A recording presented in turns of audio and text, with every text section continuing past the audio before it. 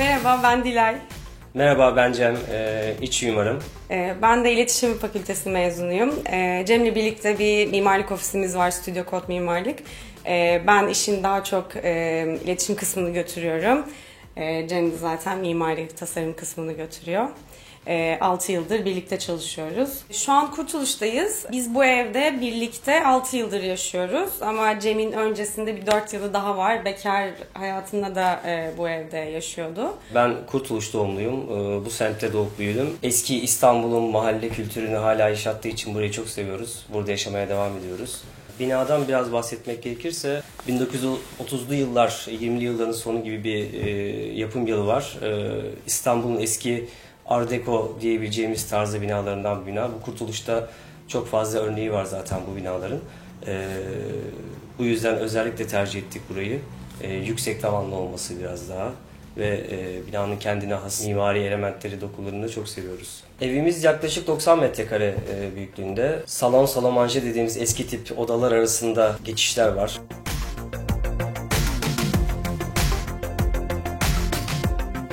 Şu anda evimizin salonundayız. Salonda duvarlarda ve tavanda alçı çıtalar kullandık. Biz aslında bu eve ilk geldiğimizde tavandaki alçı çıtanın bir kısmı duruyordu. Biz bir nevi restorasyon edip aynı çıtadan kalıp çıkartarak tavanda devam ettirdik bu çıtaları. Duvardakileri biz kendimiz evin bu eski dokusuna uyacağını düşünerek böyle bir klasik çıtalama yaptık. Hemen önünde oturduğumuz koltuk George Smith modeli diyebileceğimiz klasik bir koltuk aslında. Duvarla beraber uyumlu olacağını düşünerek bunu koyduk. Kumaşı kedi tırnağı geçmeyen kumaş. Aslında onda da o kartelede da renk alternatifleri biraz daha kısıtlı olduğu için çok da uç bir renge gitmeyip yani bunu kaybetmeyi tercih ettik. Ama kedi ve tırnak geçme konusunda 10 numara bir kumaş. Yani çok öneriyoruz gerçekten.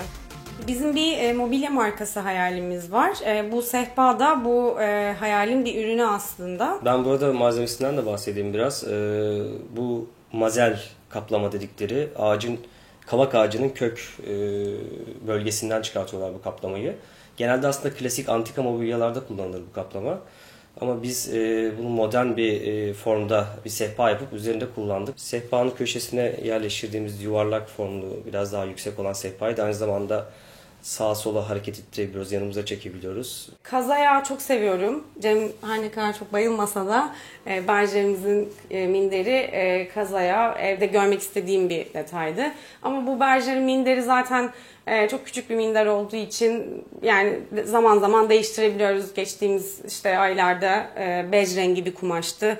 İşte şimdi kazayağına çevirdim. Belki bir süre sonra... Bence kadife daha güzel olur. Evet, aynen kadifeye geçeriz. Bir renk trend olur. İşte 2020'nin rengi neydiyse ona geçebiliriz falan. Hani bizim için oynaması kolay bir oyun alanı.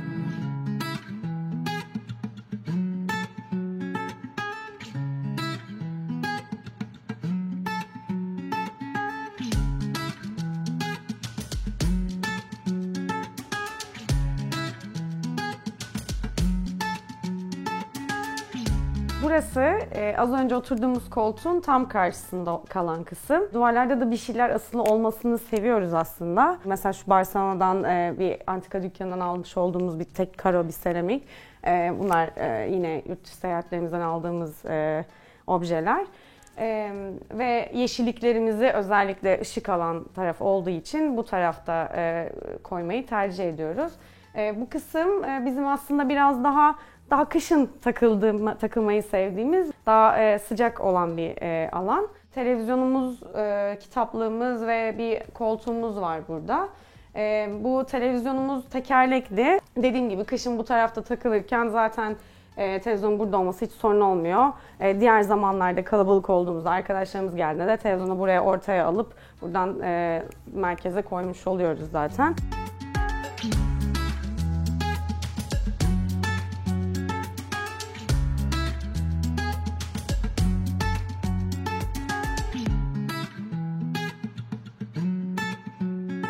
Burada büyük bir kitaplığımız var. Kitaplığımızı sadece Kitapları koymak için değil, objelerimizi koymak için de kullanıyoruz. Yine sevdiğimiz objelerden oluşan ve işte okumaktan haz aldığımız, hoşlandığımız kitaplardan oluşan bir şeyimiz var. Buradaki belki en değerli, manevi olarak en değerli parça Cem'in babasının daktilosu. Onun haricinde yine antika pazarından veya işte hediye gelen arkadaşlarımızdan objelerimiz var. Dilek'in de bahsettiği gibi bu odanın sıcaklığını seviyoruz. Burada oturup kitaplıktan bir kitap alıp böyle bir kahveyle beraber güzel bir köşe oldu burası. Daha çok dinlendirici bir etkisi var. Bu odada en sevdiğimiz de bu arkamda görünen eski Kurtuluş haritası Tatavla. Birçoğunuz belki biliyordur Kurtuluş'un eski ismi Tatavla. Kendisi 1925 tarihli sanırım Pervitiç diye bir sigortacının bütün İstanbul'u, o dönemki eski İstanbul'un haritasını çıkartıyor. Benim de bir araştırma sırasında tesadüfen aslında karşıma çıktı bu haritalar. Burada bizim Kurtuluş Caddesi'nin olduğu bölgeyi bastırıp böyle büyük boy astık. Bizim evde hatta şurada 360 nolu parselde gözüküyor evimiz, bulunduğu alan. Aynı zamanda arka tarafında bir kapı var bunun. Evin çünkü her tarafında yine mimari olarak bütün odalar birbirine kapılarla bağlı. Tam arkasında bir kapı var. Bu şekilde kapıyı da kapatmış olduk.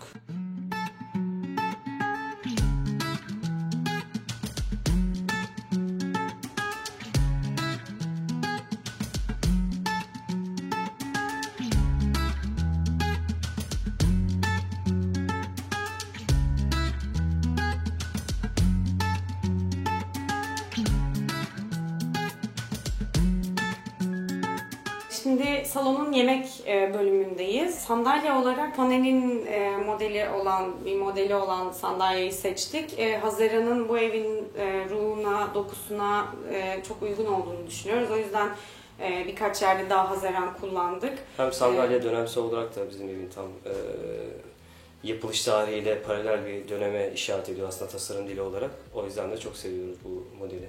Tuğla duvarımız var. Bina zaten bahsetmiştim yığma yapı olduğu için tuğlalarda eski, bunları sıvasını kaldırıp ortaya çıkartmak istedik burada. Biraz daha eve bir eski doku, bir sıcaklık kattığını düşünüyoruz.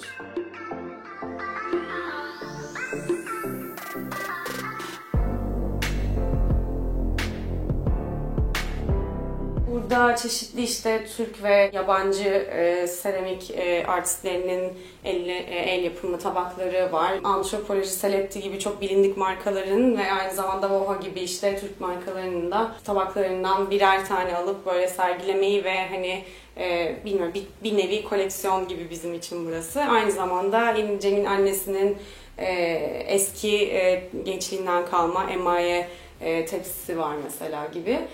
Hem görmek hem göz zevkimize uygun hem de manevi değeri de olan şeyler bizim için bunlar. Bu kısmı da bu şekilde değerlendirilmiş olduk.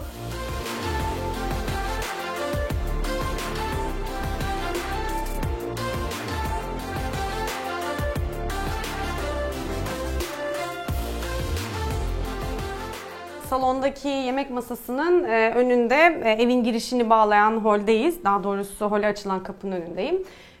Bu kapı evin girişindeki holle burayı ayırıyor.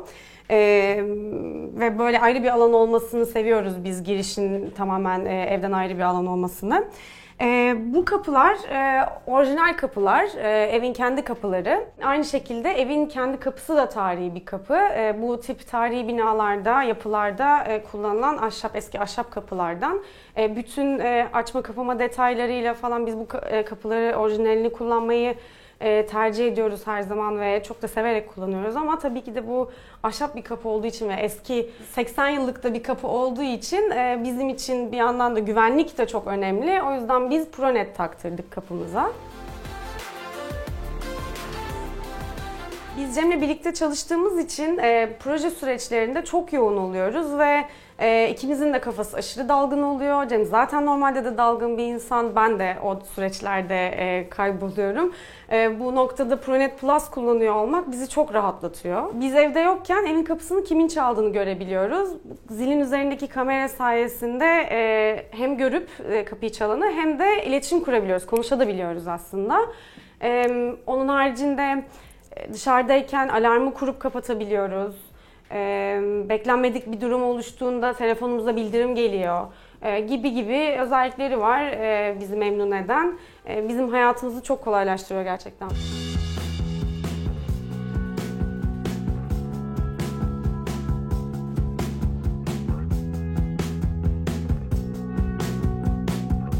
Buradan koridora bağlanıyoruz. Koridorda biz böyle koridoru bir şey gibi değil de yani sadece bir geçiş alanı gibi değil de orası da bir sonuç itibariyle yaşam alanlarını birbirine bağlayan bir yer olduğunu düşünürsek oraya da özen gösterdik. Böyle Cem'in analog fotoğrafçılığa ilgisi var ve kendi makineleri var ve güzel fotoğraflar çekiyor gerçekten. Tuvalete bağlanıyoruz ve yatak odasına gidiyoruz. Hemen yanında da giyinme odası var. Aslında bütün zaten odaların hani baktığı ortak alan burası.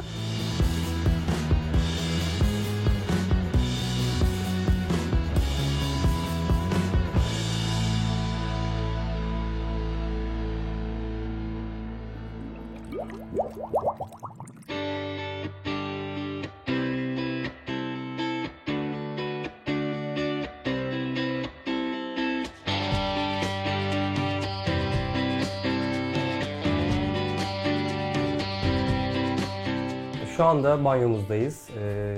Daha önce bahsettiğimiz gibi tipik eski Kurtuluş evi, mutfak ve banyomuz çok küçük. Biz de bu dar alanda mümkün olduğunca fazla eşyayı toparlamak için dolaplar yaptırdık. Yine evin diğer yerlerinde de kullandığımız haziranı burada kullandık. Küçük bir alan olduğu için beyaz rengi tercih ettik. Çamaşır makinesini böyle bir dolapla kapattık. Burada Carrara mermeri kullandık tezgahta. Alt tarafında yine haziran sürgülü bir sistem yaptık çünkü çok dar bir alan, klozetle arasında yer kalmadığı için bütün havluları, yer, banyo şeylerini burada saklıyoruz. Arkamda bir illüstrasyon var, sevdiğimiz bir resim, onu koyduk. Duvarlarda yine evin eskiliğine gönderme olarak metro seramiklerini kullandık. Bir üstten bir bordürle bitirdik. Aydınlığa bakan bir alan var, hoş değildi. O yüzden onu da bir stor perdeyle bu şekilde kapattık.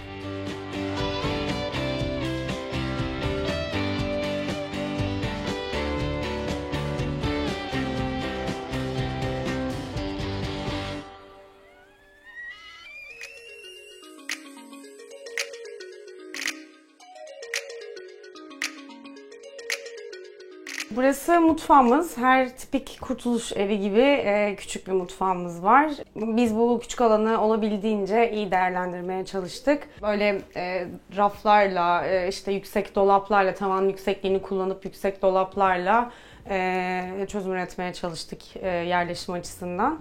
Biz bu mutfağı pek kullanmıyoruz. Çünkü Cem'in annesi, kayınvalidem alt katta yaşıyor. Genelde yemeklerimizi onda yediğimiz için ve o da muazzam güzel yemekler yaptığı için bizim mutfağımız daha ziyade çay kahve yapımı, işte bir meyve hazırlanması gibi işler için kullanılıyor.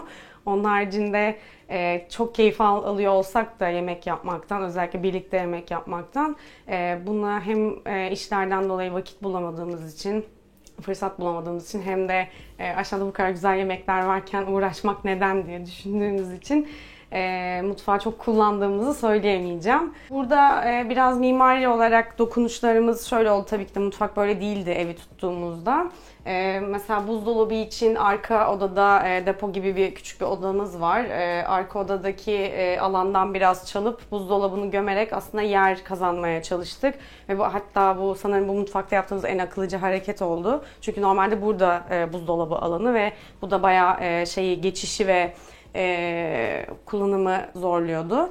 Burayı da böyle bir kahve ünitesi, işte çay ünitesi, kahve ünitesi gibi bir baharatlıklarla birlikte bir şeye döndürüp bu şekilde kullanmayı tercih ettik. Aynı şekilde buzdolabının yanında bu tip bir kiler dolabı çıkmış oldu bize alan olarak. O da bizi çok kurtarıyor. Yer olarak çoğu gözle görmek istemediğimiz, ortada durmasını istemediğimiz şeyleri oraya depoluyoruz. Yine bu evin mimarisine ait bir detay şu pencere. Bu pencere aslında orijinalde de vardı. Sadece 2 tane ahşap kapağı vardı. Biz o kapakları iptal edip ama formunu ve şeyi koruyarak bu pencereyi kullanmaya devam ettik. Bunun içeriğiyle olan ilişkiyi sağladığı için bu pencereyi çok seviyoruz. Böylelikle hani burada bir şeyler hazırlarken oradaki sohbetten kopmamış oluyoruz. Yani açık mutfak denemez belki ama en azından yarı açık mutfak hissiyatı verdiği için bizim için çok tatlı oluyor açıkçası.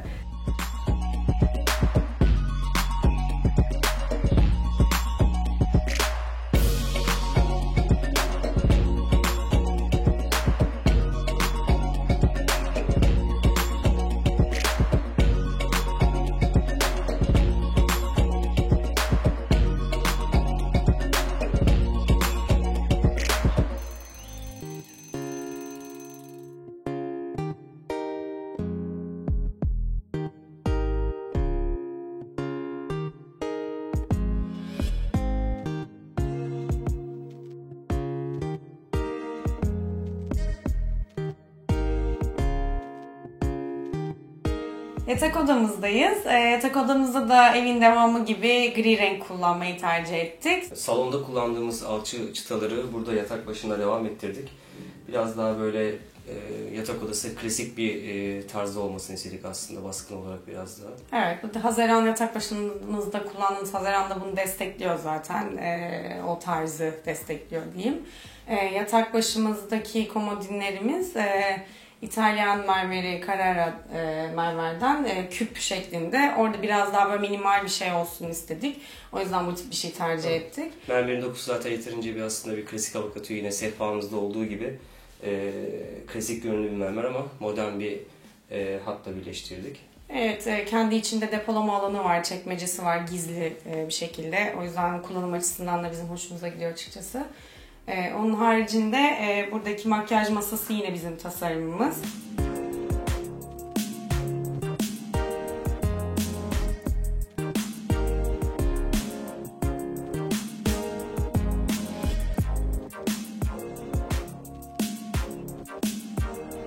Bu odanın en büyük özelliklerinden bir tanesi bu duvar kağıdı. Gravür baskı duvar kağıdı bu. Onun haricinde kilimimizin özelliği... Karabağ kilimi. Biraz farklı, alışagelmişin dışında desenleri var. Soyut denilebilecek bir şekilde bitkisel çiçekler desenleri var. Çok beğendik, çok severek aldık. Yani bir yerde, zeminde bir şeyin patlamasını istedik bu monotonluğun içinde. Bir şeyin patlamasını istedik. Onu da kilimle sağladık.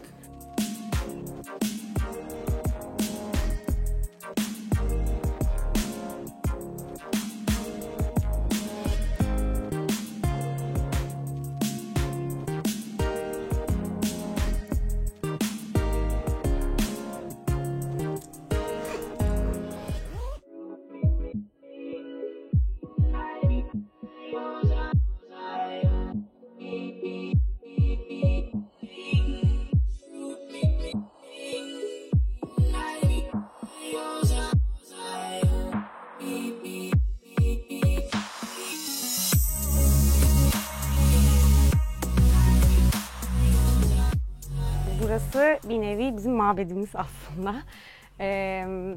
Komple bütün odayı açık dolap sistemiyle giyinme odasına çevirdik. Kıyafetlerimizi herhangi bir düzene göre dizmiyoruz, kafamıza göre diziyoruz. Evet, açık olduğu zaman bu bir aslında görüntü olarak estetik açıdan sorun gibi görünüyor olabilir ama yani bizim için sorun değil açıkçası.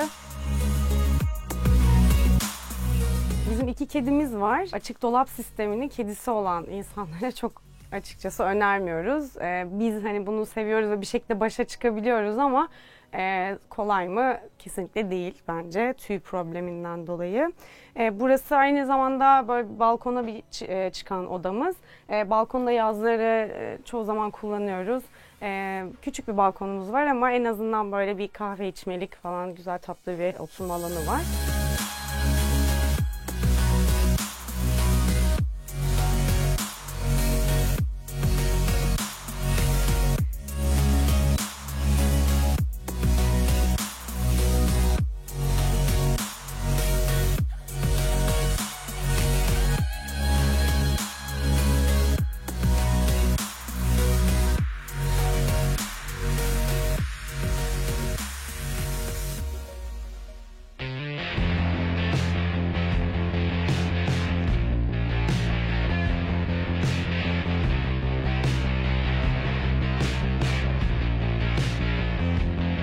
Evin girişindeyiz şu anda. Herhalde evin en renkli alanı burası. Arkamızdaki kırmızı dolap, işte buradaki sarı sandalye, yerdeki çini karaların rengi. Herhalde evin en gerçekten renkli alanındayız şu anda. Renkli bir karşılama yapıyoruz. Evet, insanları renkli karşılıyoruz ve renkli uğurluyoruz. Burada orijinal çini bir karamuz var zeminde. Yine bu evin tarihi yapısına uygun olduğu için tercih ettiğimiz, kullanmayı tercih ettiğimiz. Bu eski tip askılarımız var. Yani hem evin tarzına hem de binanın tarzına o döneme gönderme olması için kullanıyoruz. Severek kullanıyoruz. Onun haricinde bu dolap da yine burası için ürettirdiğimiz bir şey. Evet, zemindeki çiğnin kırmızısıyla da bir uyum sağlasın istedik. Evet, uydurmak istedik o ikisini. Daire vesilesiyle bizim evimizi gezdiğiniz için teşekkür ederiz. Bizim için bu hem çok güzel bir anı oldu, hem de yaşadığımız alanı paylaşmış olmakta keyif verdi. Umarım siz de keyif almışsınızdır bizim kadar. Görüşmek üzere, teşekkür ederiz.